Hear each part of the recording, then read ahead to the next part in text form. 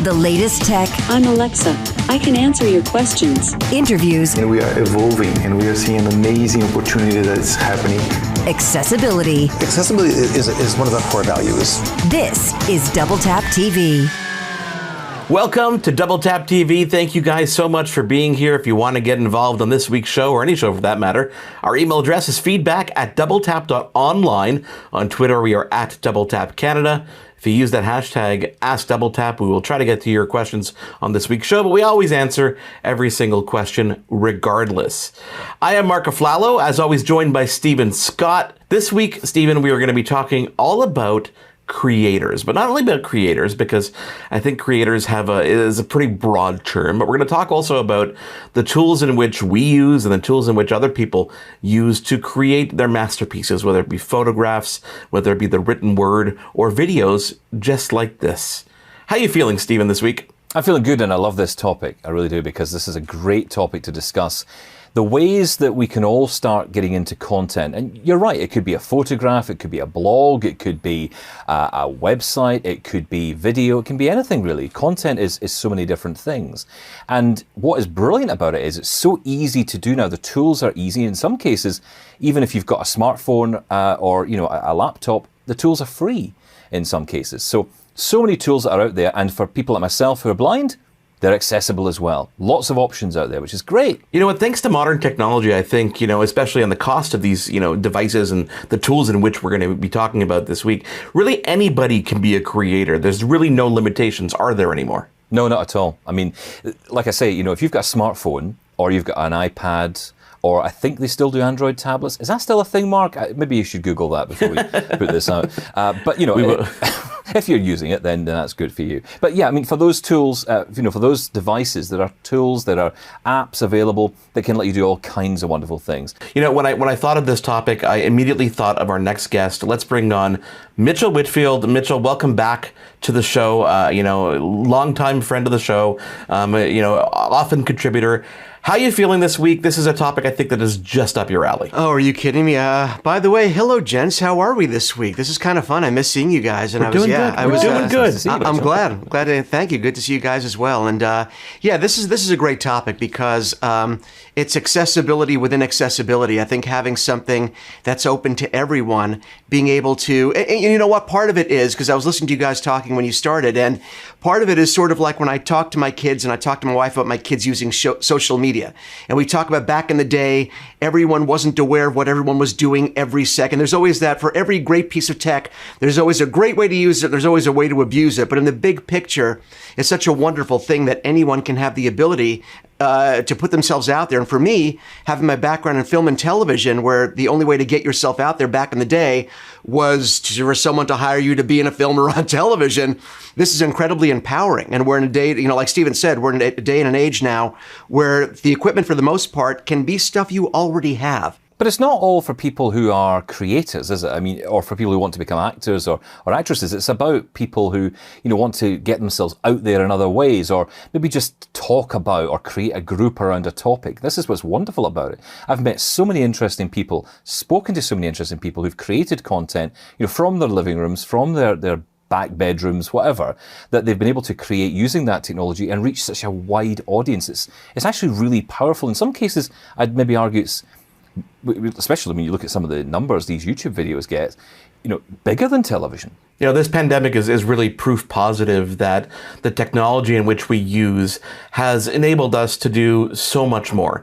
You mentioned sports. People are producing sporting events from their living rooms, from their homes in a time of pandemic. And that's thanks to broadband speeds. It's thanks to access to just computers and software sometimes on that end of things. You look at all the nightly talk shows. How quickly were people able to record stuff at home and create a production workflow that's digital first, thanks to the tools they had there. And some of those people were just using iPhones. Some of them were just using tablets and the things at their disposal. And we found different ways to use these tools so that we could create this content. So, this kind of leads me right into the direction that I want to go, which is I have a little bit of an admission. And we're gonna take a break, and we're gonna come back and we're gonna talk about this, because there are tools in which I've chosen over the past couple of years. There are tools which you guys use, both you and Mitchell and Stephen, which we're gonna talk about. But I think I went so far down the rabbit hole, but for a good reason, guys, for this show. It is Double Tap TV. Mitchell Whitfield is our guest this week. Stephen Scott with me, of course. I am Marc AFLALO. Let's take a break, and I'll let you in on my $21,000 secret. For more great Double Tap TV content, visit AMI.CA/DoubleTap. This is Double Tap TV. We are back on Double Tap TV. Thank you guys so much for being here along for the ride. Again, the email address, feedback@doubletap.online. If you want to get in touch with us anytime, please send us an email. Stephen is all over that. And on Twitter, we are @DoubleTapCanada. And if you use that hashtag #AskDoubleTap, we will get to your questions. Sometimes we get to them on the show, Stephen. Sometimes we don't. Stephen Scott joining me, as well as Mitchell Whitfield this week. We were talking all about, I guess we're talking about content creation, or just kind of the way the world has evolved, especially over the last 6 months during this pandemic. It really brings up and brings to the forefront how we use technology to our advantage to create great content. And, you know, I think, Stephen, you alluded to this kind of earlier when we were asking Mitchell, you know, have we gotten, is it oversaturated? Is the market oversaturated? And I look at my kids watching some of these YouTube videos, and I look at it and I say, yeah, I think so. I think so. Some of the stuff they're watching and that have 15 million followers just blow my mind. But I guess there's an audience for it, is there not?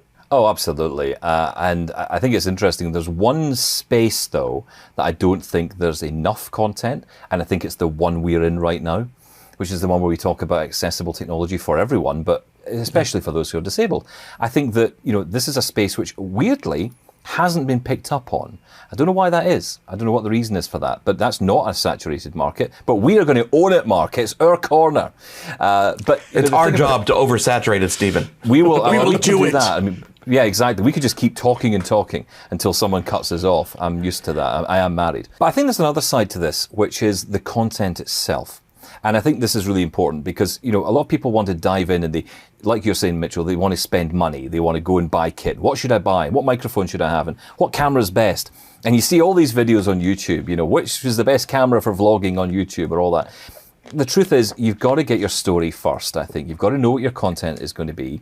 You've got to set that stall out first. Use the kit you've got, because I guarantee you, some of the most powerful content I've come across in the past few years has come from somebody on their phone. Think about all the videos we've seen recently about protests in America. A lot of these protests we're seeing, a lot of the footage we see is shot on an iPhone. Nobody's watching that thinking, oh, if only they'd shot it in landscape.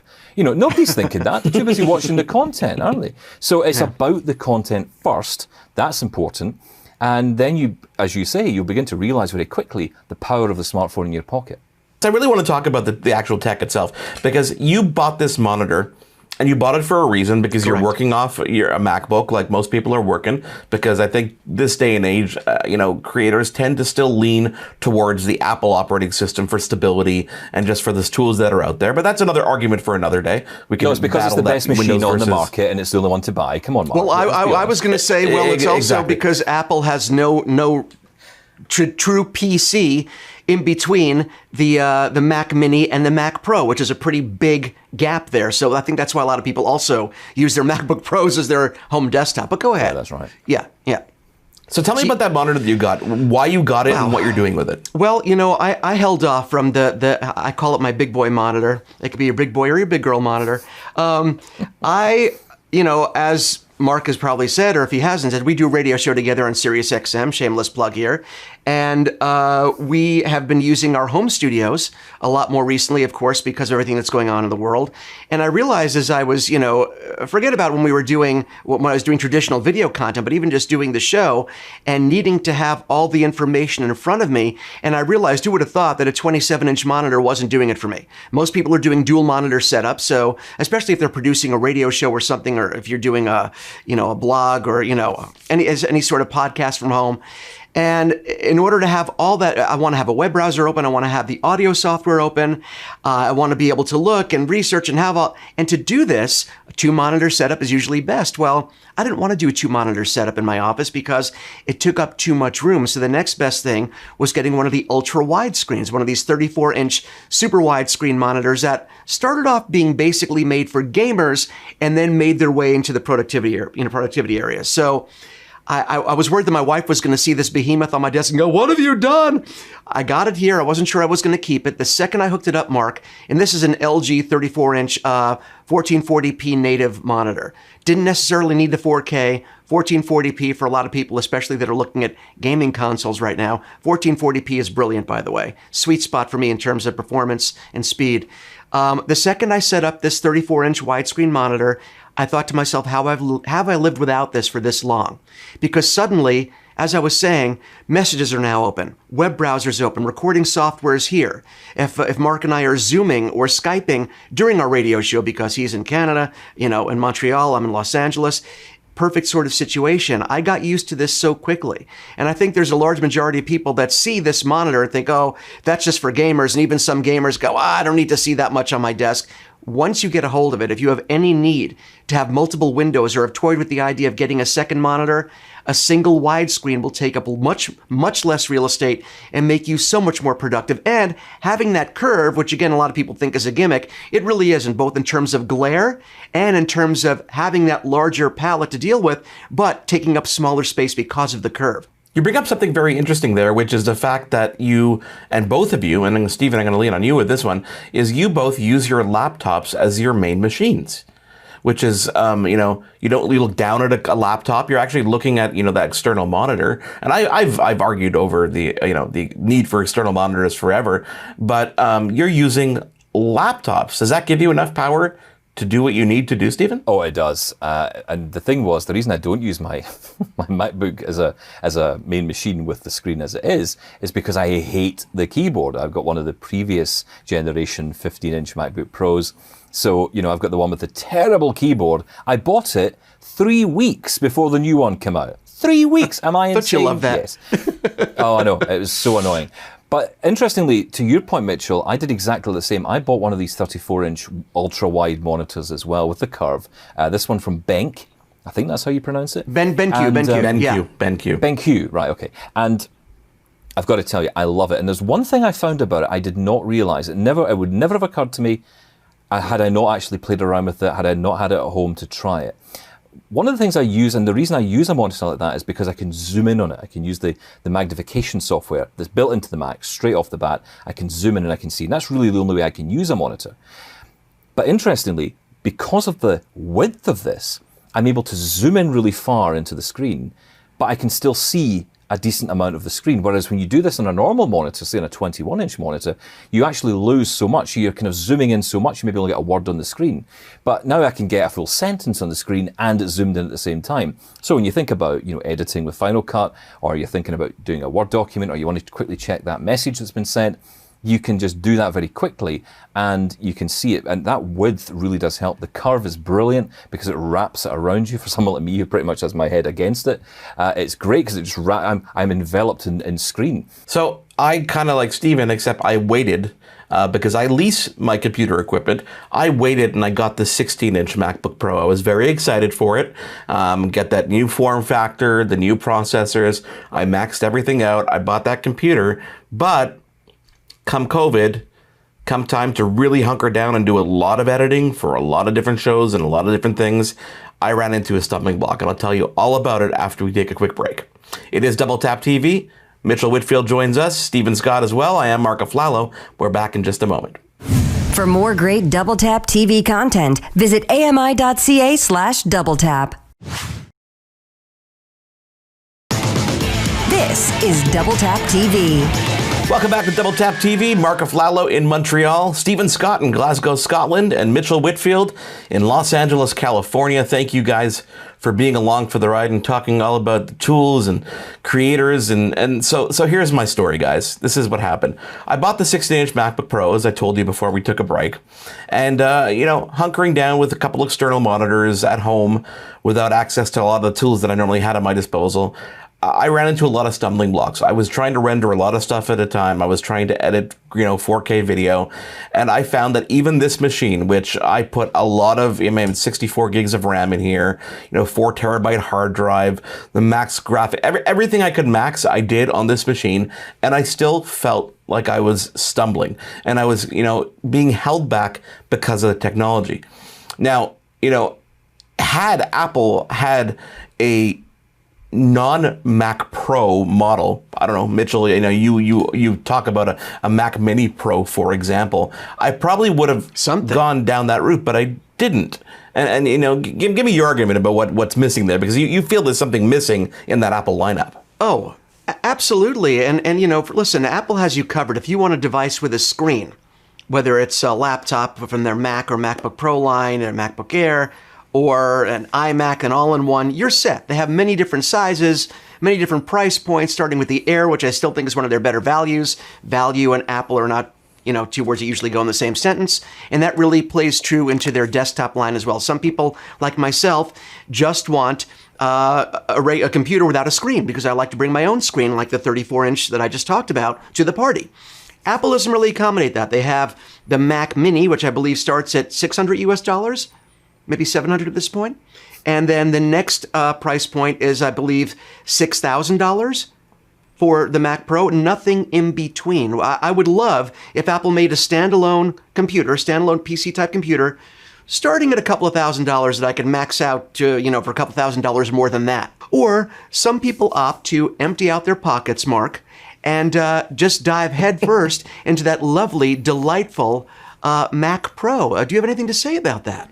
I do. So this is what happened. I took a lot of time during COVID and during all this work going, I need a computer that is going to be able to keep up with my workload and my workflow. So, I designed childishly, said, hey, let me design the Mac Pro and see what I could possibly do here. And when you get a configuration that's $10,000, $12,000, $13,000 Canadian, you're like, this is ridiculous. Like, I can't spend this money on a computer. But then you realize, this is my livelihood, and this is what I do for a living, and people are paying me, to produce content like this and produce other content. Maybe there's a rationale here. So I reached out to Apple. I said, if I were to lease this machine, is it even real? Is it realistic? And guess what? It was. It was realistic, and it is realistic. And thanks to a $18,000. Oh my God, my head is going down here. I'm sorry, could you repeat that again, Mark? I couldn't quite hear that. $18,000 configured Mac Pro, which I have to reinforce, guys. I'm not paying $18,000 for this machine. I lease it after 3 years. It goes back and I get something else. But I understand now why large companies and people who are really serious about doing what they're doing use computers like this, because you're talking about 16, 24, sometimes 36 cores of processing power, amazing amounts of not only storage but RAM and memory and acceleration on the video side. You can really do a lot and do a lot at the same time. So that's why I opted for it. And I honestly, looking back, I don't know why I didn't do it sooner. I wish I probably hadn't got my MacBook Pro, sorry.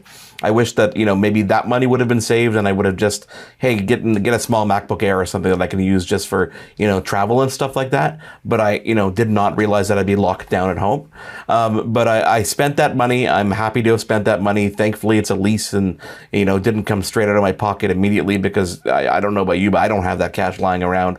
But definitely a computer worth the value or worth the money that's there. And even when I configured a PC, when I configured a Windows computer, and I tried to price it out, when you want to get that processing power, you end up getting towards that price. So it made sense for me to go, a lateral change operating system wise, but a major boost across the board in terms of performance. I think that's the point, though, isn't it? That you kind of think, people often say this about Apple products, oh, very expensive, everything costs so much money, and yes, they do. But then look at Dell XPS, which is your equivalent, I guess, on the PC side. It's the same price. Your top-end MacBook Pro, or maybe not top-end, but certainly the entry-level MacBook Pro, maybe the one up from that, is roughly the same price, which is what you pay. And of course, you can configure those up as well if you want. But what I'm interested in is, I spent, when I think back, I spent $6,500 Canadian on my MacBook Pro. So, I could have just saved a bit more and I'd have got myself a Mac Pro anyway.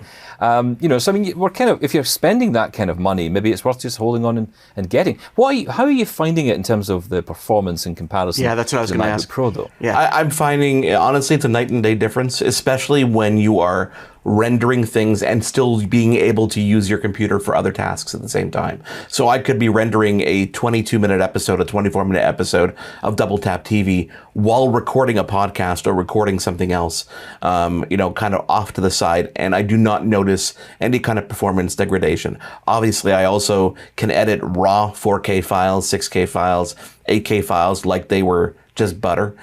So the performance is definitely there, and I don't think this is, if I had the cash to buy this and own it, this would be mine for the next 10, 15 years before I'd ever look at doing anything other than upgrading it. But, due to the fact that it's just not attainable that way, most people are leasing these devices. Most people look to those financing options to be able to get their hands on things that would normally be unattainable. And the experience is definitely something that I feel bad that I didn't do it sooner, but I'm glad that I did it at all. And I think that's one of the takeaways here, which is for you, it's a brilliant choice because of what you do. And the true power comes from the power of choice, being able to do whatever you want in terms of a workflow and not be bottlenecked by your CPU, your GPU, your computer's bandwidth in general internally. And that's an incredible luxury for people that are doing hardcore computing. But it's also worth mentioning the average person does not need the power of the MacBook Pro. And I'm not saying that to sort of, to poo all over your dream and all over your computer, which is a fantastic machine. But for the average person, that is he's pooing on my machine. For the average person, even a content creator that wants to edit in 4K, there are still other options that will not cost you $10,000, $12,000, $14,000. There is stuff you can do on a Mac. MacBook Pro, absolutely. Mac Mini, if it's spec'd out, yes, you can. So there are other options, but man, if you can afford that Mac Pro and all the bells and whistles, well, first of all, send me one.